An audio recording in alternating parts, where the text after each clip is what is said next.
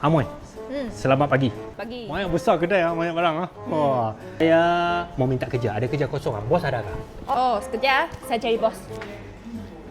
Oh, besarnya kedai ni. Bang. Boleh tolong saya, bang? Saya nak renovate rumah, bang. Abang boleh tolong saya cari barang tak, bang? Cik barang? Aha. Boleh.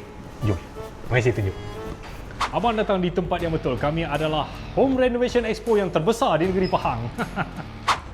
Dulu orang ingat Diulat Home Center ni jual tiles saja, tapi sebenarnya tidak. Kami ada menjual peralatan bilik mandi dan juga toilet. Bang, abang dah kahwin? Ya, dah kahwin dah. Untuk isteri abang, kami ada macam-macam pilihan peralatan dapur. Happy life, happy wife.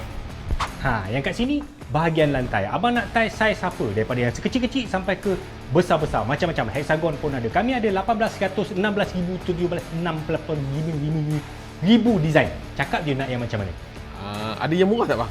Yang murah? Ada. Yang ini kami tengah buat clearance sale.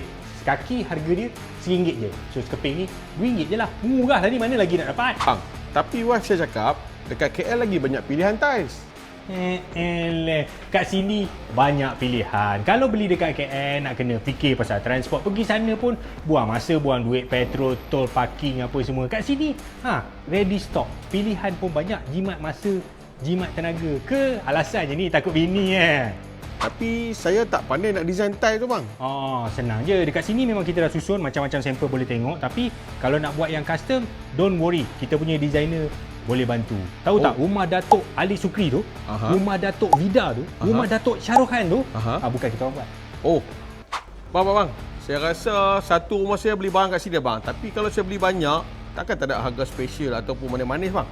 Memang ada. Sekarang kita ada ongoing promotion. Kalau abang belanja lebih 3,000, lebih 5,000 semua, ada purchase with purchase. Contoh, kalau abang beli lebih 5,000, abang berhak untuk membeli toilet bowl ni dengan sinki ni pada harga RM1 je.